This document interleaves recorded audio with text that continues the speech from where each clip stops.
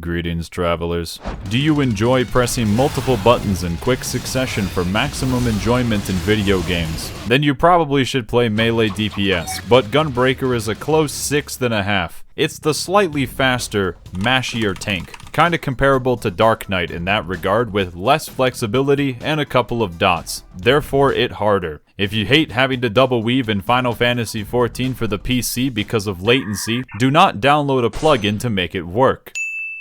Or don't play this job, or simply don't care. It's not like the casual content punishes you for sub-optimized, unfull GCD uptimed gameplay. If you know what a GCD is, you are already in the top 10% of players. You'll just know that you're playing slightly worse than you could be, and complain about it, so the devs change something completely unrelated that technically solves the problem, but in a way that upsets the current player base, and then they make a second half measure that really makes you wonder if anyone over there has a vision for how it's supposed to be played. If you like the aesthetics in spite of the gameplay, just level it so you can AFK and Limpsa with the standard class gear that they consistently get solid sets for each expansion. If you are new to tanking, there are probably other resources that I might have made at one point in time and no longer remember because of irresponsible alcohol consumption. Maybe I covered it in basic BS 2 years ago. However, I love repeating myself almost as much as listening to my own voice, so let's go over the basics. Tanking in Final Fantasy XIV is as easy as playing anything else. Simply activate tank mode to hold aggro over any non-tank class as long as you hit things once every 5 years. You may notice that enemies like to auto-attack, which does damage. To counter this, use a mitigation technique of your choice to help sustain your M&M session for longer. The goal is to mitigate before taking a fuckload of damage. If you press a damage reduction skill as your health is already dropping to very low levels, we could consider this suboptimal gameplay, unless using Super Bolide. Not like there are any real consequences for improper mitigation, but it increases the likelihood that your healer will complain about it on the internet, but not to you personally, to avoid bans. If you have anxiety about being in the driver's seat of a dungeon, a couple of shots of bottom shelf vodka will make that go away, along with your reaction times.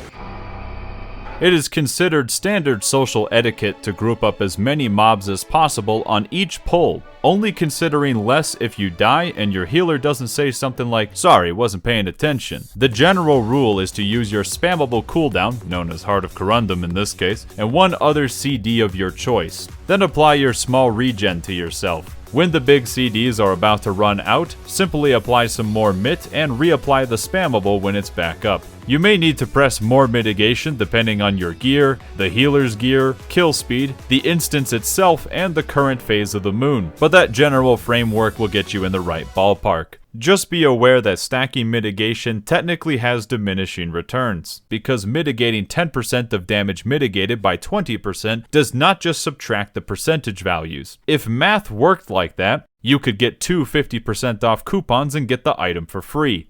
That's the most boomer thing I've ever said. If you want to be extra cool, you can use a bunch of cooldowns on the first set of packs and use Super Butt Plug on the next one to go down to 1 HP, but become immune to damage for 10 seconds. Not long enough to survive by itself, but it makes mitigating that pull less expensive. If you use your invuln early enough into an instance, you can get another use of it later in the same dungeon. This skill does require a bit of healthy communication with your temporary significant other, so that they don't waste a bunch of cooldowns as you effortlessly, frame perfectly, press Super Butt Chug before you die. I usually type "I'ma bolide this pack" as I walk towards it, and hope that my healer sees this instead of watching misshapen chair on their second monitor. Make sure to like, comment, and unsubscribe. God, I hate it when YouTubers do that. Despite what I just said, in a perfect world, you utilize all cooldowns and have nothing left over, but also don't use too much and start taking fully unmitigated trash pack damage. As you are in the learning process, it's better to have at least one cooldown up than to completely run out. This is as good a time as any to explain what all of Gunbuster's mitigation cooldowns are. Rampart is a standard 20% MIT for 20 seconds that all tanks have, and Nebula is a 30% MIT for 15 seconds, which is also a standard cooldown, but their name varies depending on the tank. My favorite one is Rampart Large. Your spammable mitigation that I mentioned the name of earlier and haven't forgotten mitigates damage by 15% for 8 seconds and an additional 15% for 4 seconds. This doesn't doesn't mean much of anything in trash, but for tank busters, you want to time it as the very last mitigation you use right before being punished. It will also apply a solid heal if you fall below 50% health or when the duration expires. Be aware that that heal will not proc if the attack is lethal. Did I mention you can also give this to other players? You better use it on co-tanks in Raid when they tank a buster to show solidarity and because it's a good habit. Or use it to bail out someone who's about to die to avoidable damage. Using this in combination with your regen that can also target other party members allows you to 3-man a dungeon without a healer, because they're just an accessory in most story content. Good thing they can't entertain themselves with a 3-button rotation. Gunbreaker's unique skill of camouflage mitigates by 10% and increases parry rate, which requires me to explain parrying. You have to time your move so that it hits the enemy's attack at the exact same moment. It's like clashing weapons in the most literal sense, so you'll know if you did it right if you hear the clang.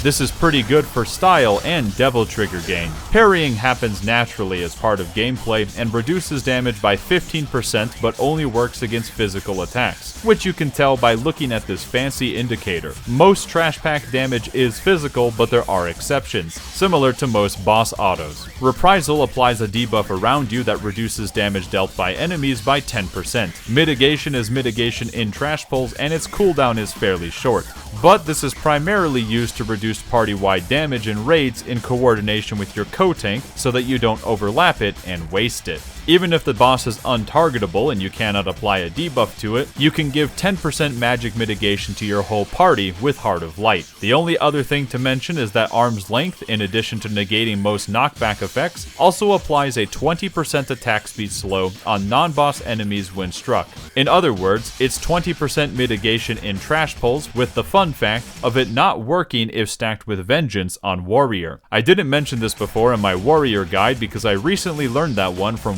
Albert, who saw it on a YouTube comment. For best results though, mastering quick-step timings, abusing the small backdash from shuffle, and the small iframes from jumping on enemies' heads will help you not take a hit and lose style. That all probably sounds like a lot of information, but press button, receive mitigation is all you need to know for casual content. In hardcore content, you will plan out cooldowns ahead of time and simply follow the game plan. So, is knowing how mitigation works actually helpful?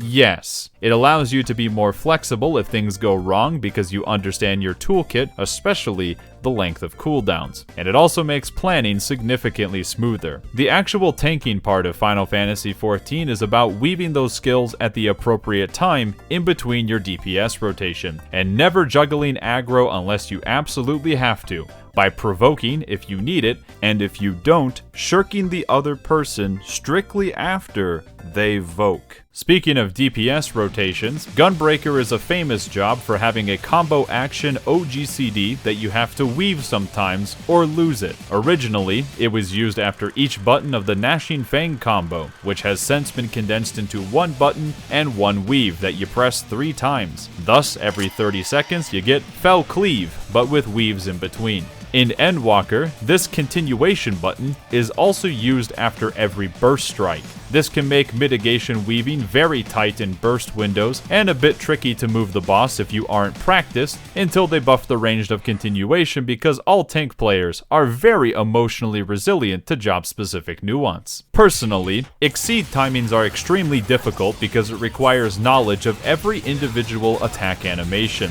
The timing is usually closer to the end of the attack rather than as it hits something. Even if you suck, it's still important to try because there is no punishment for fucking up, other than wondering why enemies seemingly have endless health pools because you do no damage. On the other hand, trying to get Devilbringer follow-ups can buffer into a grab instead and drop the combo with poor timing. Those are much safer to fit in on long attack animations like Streak.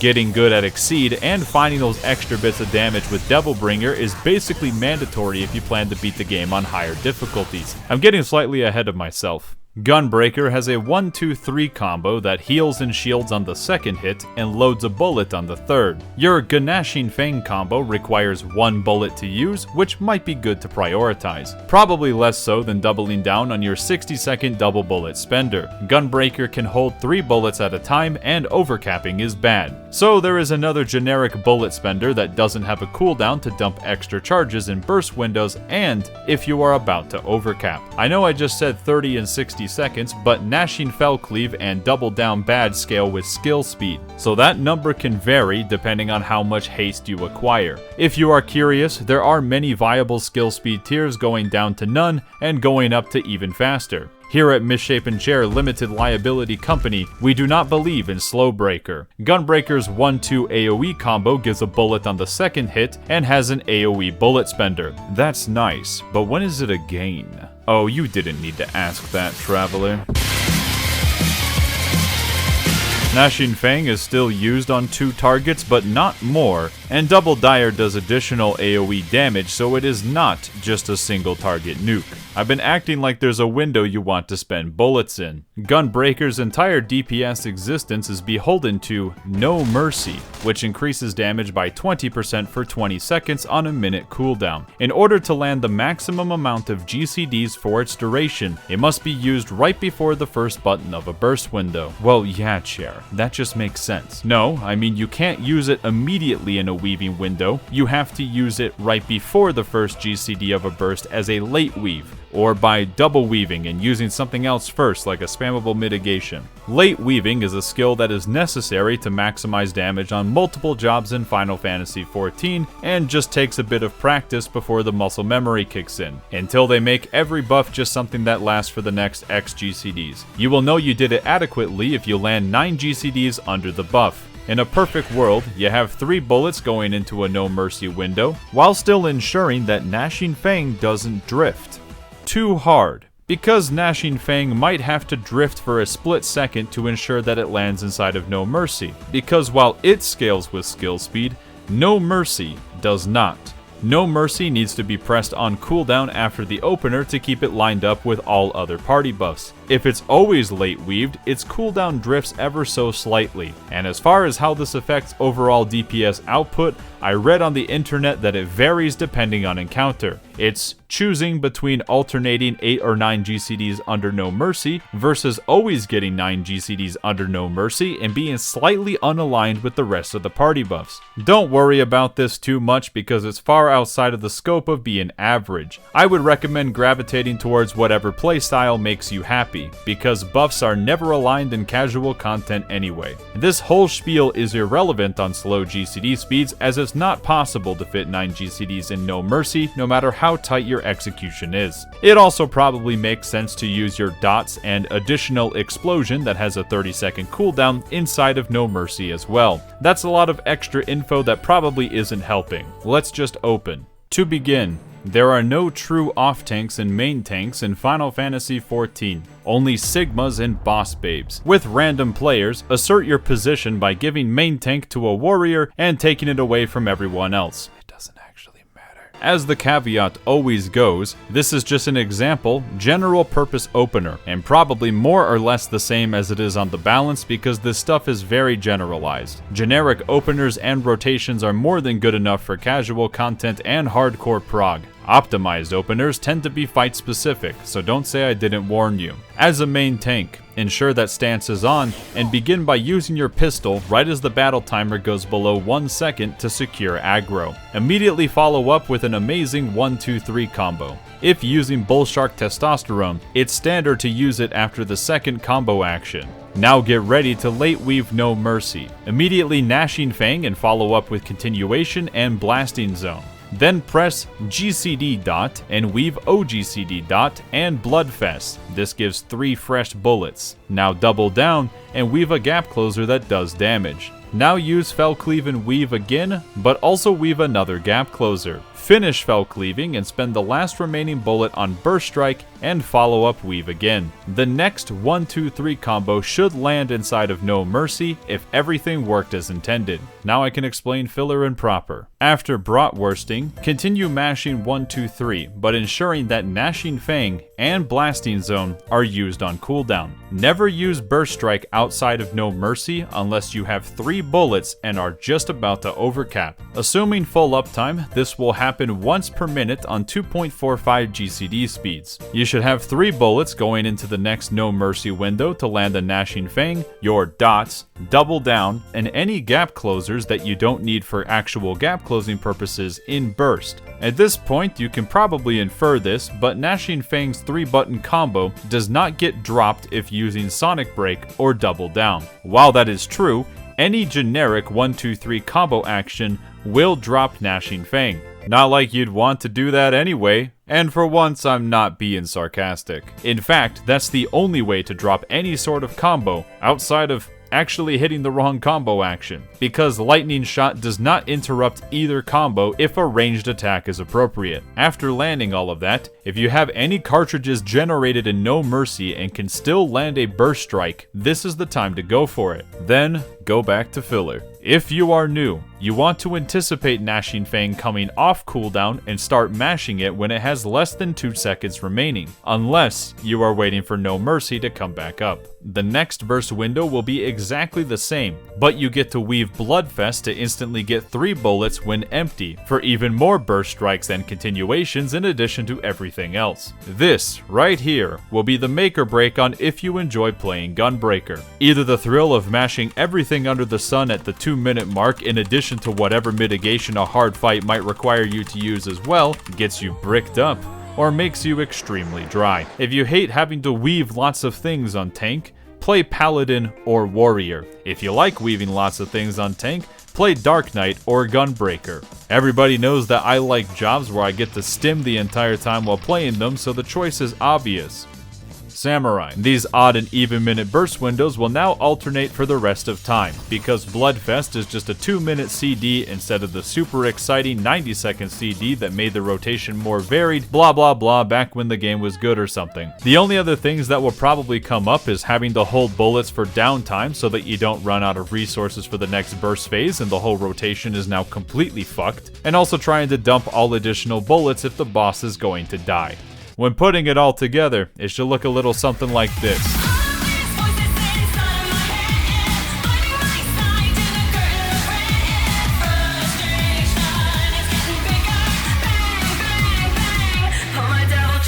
If we don't get Sin Devil Trigger next expansion, game garbage. Don't forget that some enemies can be interrupted and 99.99% of bosses can't be stunned. Now Traveler, I know exactly what you're thinking. Isn't this guide going to be irrelevant next expansion which comes out in less than 8 months? That might be true, except this job didn't change that much from previous expansion, and I expect it to be mostly the same in next expansion. But continuation will be used after Double Down, and Blasting Zone will be made into a skill with AoE falloff. Sonic Break might get axed or turned into a big button without a dot effect. I have the wiretap. Real talk, needing 3 bullets instead of 2 makes it much more inflexible when it comes to downtime. It's not the 3 bullets that causes this, it's Gnashing Fang plus Double Down requiring 3 bullets that does. In the past, at least all your DPS cooldowns didn't magically misalign if you fucked up and only had 1 bullet going into a burst window. I personally think this version is fine, but I do enjoy punishment. The Shadowbringers version I think is a bit better for most other players because job design is at its best for everybody when the basics are simple and optimizations are hard. Simultaneously, I think it's good for the game that some jobs are a bit more punishing at the basic level compared to everything else. I managed to have both of these beliefs at the same time without imploding. I think everyone should learn to appreciate misery. For my Gunbreaker tier list, I put Shadowbringers version first, Endwalker with 90-second Bloodfest just behind that, and current Gunbreaker 1 tier below those two. As we are all aware, I have the only correct opinions. I am not taking comments from anyone who is wrong. Now let's get out there. And could these enemies have just a tiny bit less health? This video is made possible by my patrons.